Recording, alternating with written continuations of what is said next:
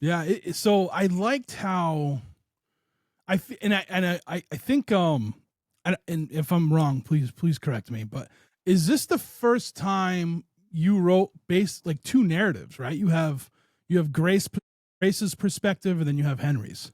Yeah, this is the first time I have written dual first person points of view. So Yeah, each character gets their own first person point of view.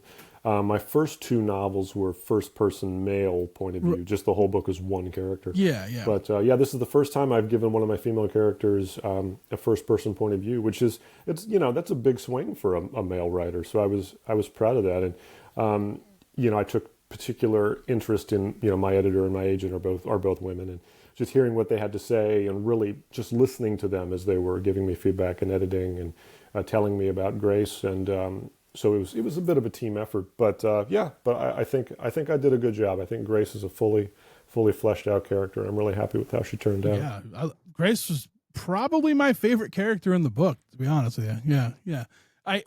Here's the like I see that, right, and I see how like these two basically they have their own perspective of each other, and you don't see that between each other, right? Because like you see Grace's perspective of what Henry is and how she feels she is, and then you see Henry's about her and like how he is, and he like they both think they're okay and they're not.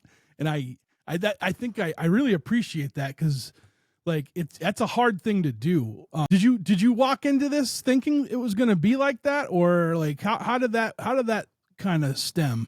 So every time I write a new novel, as I'm sort of plotting it out and outlining, I also do a little bit of free writing just to kind of experiment with different points of view, different tenses, and just to see how it's going and see what feels good and what feels right and what has kind of the most energy jumping off the page. And I started this book in the same general setup as Charm City Rocks, where it was third person close, and each character would have their own chapter, but it would be in third person. Maybe because I had just written Charm City Rocks that way, or maybe, whatever reason, it felt a little dead on the page to me. I just wasn't feeling it. And so then I just, opened a new document and started with first person. And it came to life for me. I got excited about the book.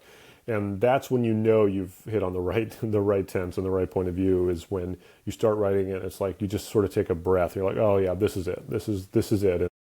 And so I committed to that fully, and it was great because it allowed me to do kind of what you just said, where you get to see each character through the other's perspective. And Mm. I thought that was really fun to do. And I think Grace in this book she gets to be the funny character. I mean, she's the funnier of the two, and she gets the best jokes and the best lines. And I think her insights about Henry are the most valuable because Henry doesn't necessarily see them about himself. I think she's a little bit more self-aware. I think she Mm. understands what she's going through, and she's in therapy, and she understands the emotional Everest that she's climbing. But I think that Henry, because of the nature of how he lost his spouse suddenly in an accident, I think he, at the beginning of this book in particular, is just sort of still in shock. He's still just Yeah. sort of in a fog of wandering through life and doesn't really quite know where he is. And so Grace gets to be the funny character, the best of the two characters, but she also gets to be the character that saves the other character, which I think is